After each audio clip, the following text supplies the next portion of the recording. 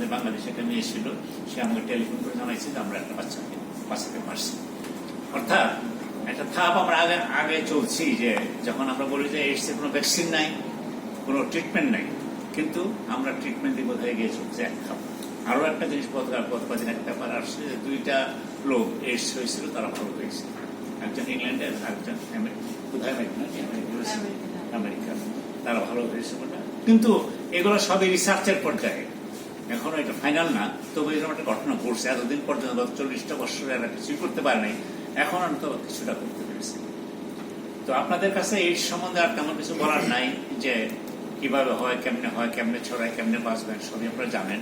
এখন এই মুহূর্তে যে কথাটা, যে এইডস একটা আক্রান্ত হয়ে গেলে একটা লোক, তার প্রতি আমাদের ঘৃণা করা উচিত না। এইডস যারা আক্রান্ত হয় সবাই তারা কিন্তু খারাপ লোক না, বা সবাই কেন বলছি, যারা হয় তারা 2টা গ্রুপ এর মধ্যে আছে, যারা একটু খারাপ বা ক্রিমিনাল, যাদের সম্বন্ধে এই 2টা গ্রুপের জন্যই সবাইকে খারাপ বলে মনে করা হয়। 2টা গ্রুপ কি? যারা যৌন মিলন, যেখানে সেখানে যৌন মিলন করে তার মাধ্যমে এইডস আক্রান্ত হয়, তারা একটা গ্রুপ, যেটাকে মানুষ স্বাভাবিকভাবে সামাজিকভাবে এটা ঘৃণা করে, তারা একটা। 2 নম্বর হচ্ছে নেশাগ্রস্ত, যারা নেশার মাধ্যমে ইনজেকশন নিয়ে যারা এইডস আক্রান্ত হয়। এই 2টা গ্রুপকে সামাজিকভাবে মানুষ বয়কট করে বা ঘৃণা করে। কিন্তু আরো অনেক লোক আছে যারা এইডসে আক্রান্ত হয়, যাদের এই সামাজিকভাবে তাদের কোনো দোষ নাই। যেমন একজন মহিলা হাসপাতালে গেল তার বাচ্চা হওয়ার জন্য, বাচ্চা হতে গেলে সেখানে রক্ত দেওয়া হয়, রক্ত দেওয়া হলে আমার রোগের এইডসের রোগীর একটা রক্ত দেওয়া হলো এবং সে আক্রান্ত হয়ে গেল। সে মহিলাকে কোনো দোষ আছে? সে কোনোভাবেই সে কোনো দোষী না, তার সম্বন্ধে খারাপ কোনো চিন্তা করবার কোনো সুযোগই নেই আমাদের, অথচ সেও কিন্তু আক্রান্ত হচ্ছেই। এবং রাস্তায় অ্যাক্সিডেন্ট হয়ে গেল, আপনারা এখানে অ্যাক্সিডেন্ট হয়ে গেলেন, হাসপাতালে নিয়ে আপনাদের রক্ত দেওয়া হলো, দেখা গেল সেই রক্তটা এইডস কারণে আপনার আক্রান্ত হয়ে গেল। সেই জন্য যে আপনার উপর আমরা রাগ করি বা ঘৃণা করি, সেটা ঠিক হবে না। কাজেই সবকিছুর মধ্যে কিছু খারাপ ভালোই আছে, খারাপ আছে, না থাকলেও এখানে ভালো আছে। তারপর একটা কথা, আপনার যদি খারাপও হয়, সে যখন এইডস আক্রান্ত হয়ে গেছে, তার জন্য সবচেয়ে বড় পানিশমেন্ট হয়ে গেছে, আল্লাহর তরফ থেকে তার এই পানিশমেন্ট হয়ে গেছে। যে কদিন সে বাঁচবে, সে কদিন একটু ভালোভাবে বাঁচুক, তাকে মানুষের দোয়া নিয়ে বেঁচে থাকুক, তাকে ঘৃণা করা উচিত না আমাদের। আমি যেটা বলতে চাই, যে একটা এইডস রোগী হলে তাকে আমাদের ঘৃণা করা উচিত না। হতে পারে তার মধ্যে বেশিরভাগই ভালো, কিছু খারাপ আছে, খারাপ থাকলেও সবাইকে, যেহেতু তার জীবনের শেষ কটা দিন যেন সে শান্তি মতো আরাম মতো থাকতে পারে, আমরা সেটা ঘটনা করবো। একটা ঘটনা আমি আপনাদের বলেছি কিনা আমি জানি না, আগে বলেছিলাম, সিলেটে আমাদের একটা এইডস আক্রান্ত হয়ে গেলে পরে যে কি অবস্থা, এটা আপনারা এখানে কল্পনাই করতে পারবেন না, কি ভয়ঙ্কর সেই অবস্থা।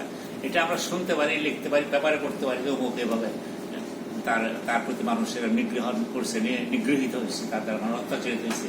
কিন্তু প্র্যাকটিক্যালি যখন ঘটনা, আপনি নিজে যখন সেই ঘটনা, আমি নিজে যখন সেটা আক্রান্ত হবো, তখন আমি বুঝতে পারবো যে এটা কত ভয়ঙ্কর জিনিস। আমাদের আলিমউদ্দিন নামে একজন এসেছিল, আলিমউদ্দিন সিলেটের, 1991 সনের ঘটনা এটা। সে দুবাই চাকরি করতো, ভালো চাকরি করতো, সবই ঠিক ছিল, কিন্তু ওইখানে ওই বিভিন্ন মেয়েদের যাওয়ার কারণে ওখানে তার এইডসে আক্রান্ত হয়। এবং প্রত্যেক দেশেরই পররাষ্ট্র মন্ত্রণালয় থেকে এদেরকে চেক করা হয়, চেক করে মাঝে মাঝে 3 মাস পর একবার চেক করা হয়, চেক করে তার যখন পাওয়া গেল, তাকে বাংলাদেশে ফেরত পাঠিয়ে দেওয়া হলো। এটা বলে রিপোর্টিং বলে, রিপোর্ট করে পররাষ্ট্র মন্ত্রণালয়ের মাধ্যমে সেই তথ্য আমাদের কাছে আসছে। এখন ঘটনা কি হয়েছে, আলিমউদ্দিনের কথা যখন প্রচারিত হয়ে গেছে, তখন ওই এলাকার মানুষজন আলিমউদ্দিনকে মারধর করে গ্রাম থেকে বের করে দিয়েছে। তারপরে তার ছেলেকে স্কুল থেকে বের করে দেওয়া হয়েছে, তার বাড়ি পোড়াতে গেছিল, যাই হোক মানুষজনের চেষ্টাতে বাড়িটা পোড়ানো হয়নি। সাংঘাতিক একটা খারাপ অবস্থা, তার মধ্যে মিছিল থেকে হচ্ছে এই অবস্থা। 1991 সনের আগস্ট মাসে ঘটনা এটা, এমন একটা ঘটনা। তখন আমাকে পাঠানো হয়েছিল এখানে, আমি তখন WHO কনসালটেন্ট বাংলাদেশের জন্য, তখন আমি ওখানে গিয়েছিলাম। ওখানে গিয়ে মেডিকেল কলেজ আছে, সিলেট মেডিকেল কলেজের প্যাথোলজির প্রফেসর কিবরিয়া সাহেব, উনি, তারপরে এসপি আর সিভিল সার্জন, এদেরকে নিয়ে আমরা মিটিং করলাম, আলোচনা করে নিয়ে পরে আমরা গেলাম ওখানে। গাছবাড়িয়া ইউনিয়ন, এই গাছবাড়িয়া ইউনিয়নের মধ্যে এই ঘটনাটা ঘটছে। তারা ওখানে আমরা একটা মিটিং অ্যারেঞ্জ করে নাই, মানুষের সাথে কথা বলবো, পাবলিক করা হয়েছে। এবং আলিমউদ্দিনকে খুঁজে পাওয়া গেল, আরেকজন প্রাক্তন চেয়ারম্যান, উনি তাকে আশ্রয় দিয়ে রাখছে টাকার বিনিময়ে। তার সাথে পুলিশ যোগাযোগ করে বলছে যাতে সে হাজির করে। এর মধ্যে একটা ঘটনা হয়েছে কি, পুলিশ এসপি সাহেব যখনই শুনছে যে ওখানে একটা এইডস রোগী ধরা পড়ছে, এইডস রোগী এখানে আসছে, উনি সঙ্গে সঙ্গে পুলিশকে অর্ডার দিয়েছে তাকে অ্যারেস্ট করো। ওসি সাহেব তার ফোর্স নিয়ে গেছেন তাকে অ্যারেস্ট করার জন্য। অ্যারেস্ট করতে যাওয়া আলিমউদ্দিন পালিয়ে গেছে, ধরা হয়েছে। এখন তারা আর আলিমুদ্দিনকে পায় নাই, তখন তার ভাইকে ধরে নিয়ে আসছে। আমাদের দেশে কিন্তু এটা খুব কমন ঘটনা, যেটা ভাই পাওয়া গেল না আসামিকে, ভাই মা বাবা কাউকে না কাউকে ধরে নিয়ে আসে, তার ভাইকে ধরে নিয়ে আসে। এখন আলিমুদ্দিনকে আলিমুদ্দিন শুনলো যে তার ভাইকে ধরে নিয়ে গেছে, সে গেছে তখন এসির সাথে দেখা করতে পরদিন থানাতে গিয়ে ওসির বাসায় গেছে সকালে, এবং বিদেশ থেকে আসছে, টাকা পয়সা আসছে, কাপড় চোপড় পলিস্ট। ওসি সাহেব তার খুব সাদর অভ্যর্থনা জানাই তাকে হ্যান্ডশেক করছে। হ্যান্ডশেক করার সে বলে আমি হলাম আলিমুদ্দিন এসছি। হ্যাঁ আপনি আলিমুদ্দিন এসছি কি? আর উনি তো হাতে ধরে ধরে করছে, সর্বনাশ আমার হাতে টেস্ট হয়ে গেছে। এই হলো কথা, যে তার এই ওসি সাহেব একজন শিক্ষিত মানুষ, সেই কথা মনে করছে। আরো কি কি ঘটনা করছে এখানে, এক লোক এখানে কমপ্লেন করছে যে সে সকালে ফজরের নামাজ পড়তে গেছিল, নামাজ পড়তে যাবে, সে পুকুরে উজু করতে গেছে, তখন সে দেখছে ওই পুকুরে আর একটা ঘাটে আলিমুদ্দিন গোসল করছে। সে মনে তার বোধহয় এসে হয়ে গেছে তাহলে। আর চিন্তা করার কতটুকু দূরত্বে একটা পুকুরের ঘাটের একখানে এসে উজু করছে, আরেকজন পাশে গোসল করছে, সে তার কাছে তার এসে হয়ে গেছে। এই অনেক ভুল ধারণা মানুষের মধ্যে আছে, এইগুলো নিয়ে হয়েছে। তো যাই হোক, আমরা গেলাম, প্রথম ওসির ওখানে গেলাম, থানাতে গেলাম।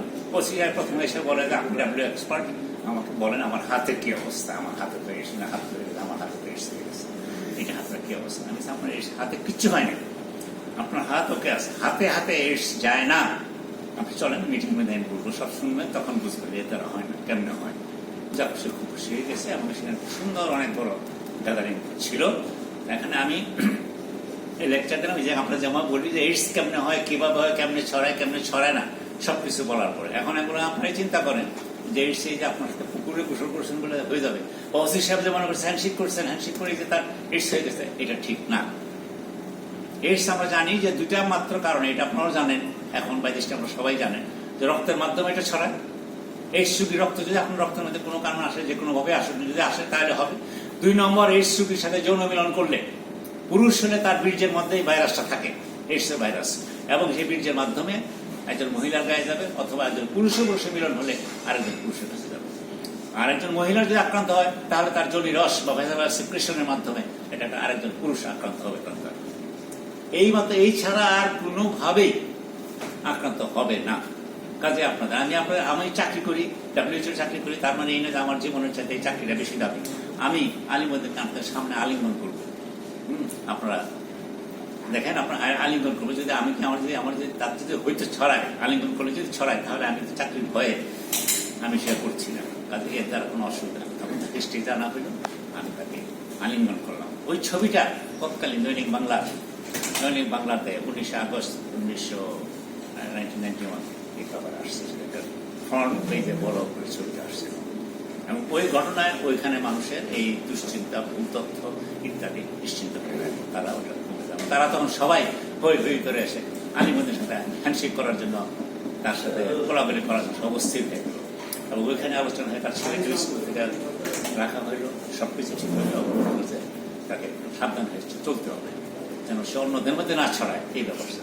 কাজেই আমাদের খুব সহজে এগুলো সমাধান করা, আপনারা জানেন, এই জাতীয় জিনিস আমাদের চিন্তা করতে হবে যে ওকে যদি আমরা মেরে ফেলতো, তাহলে একটা সহজ সমাধান না। এটা তারপর যদি সহানুভূতি হওয়া উচিত আমাদের সবাই।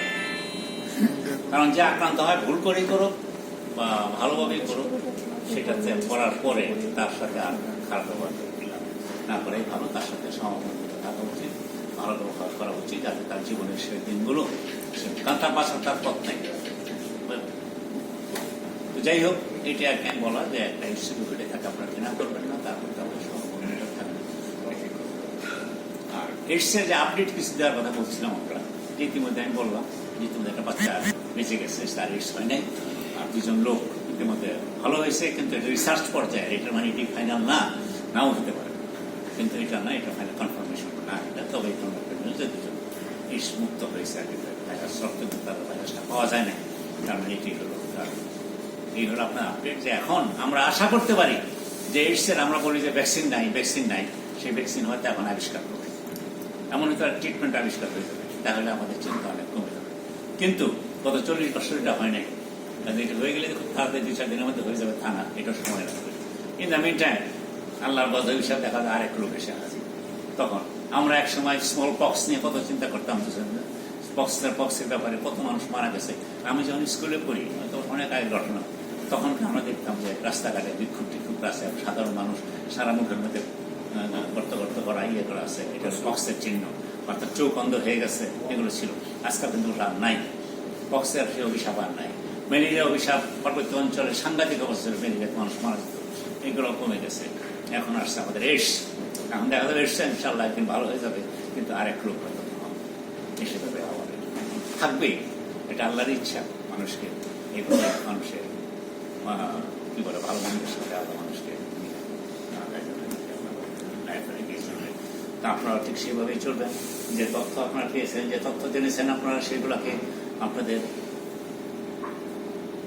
বন্ধু বান্ধবের কাছে, আত্মীয় স্বজনের কাছে, পরিবারের কাছে, সবার কাছে এই তথ্যগুলো পৌঁছে দেবেন, যাতে তারা সাবধান থাকে। এইডস থেকে সাবধান হওয়ার মাত্র দুইটা কারণে এইডস হয়, দুইটা কারণে মানুষের এইডসটা হয়ে থাকে। আপনাদের জন্য দুইটা, আরো একটা কারণ আছে, সেটা আপনাদের জন্য, সেটা বাচ্চাদের জন্য। বাচ্চারা মা যদি আক্রান্ত হয়, মা থেকে তার বাচ্চা আক্রান্ত হবে।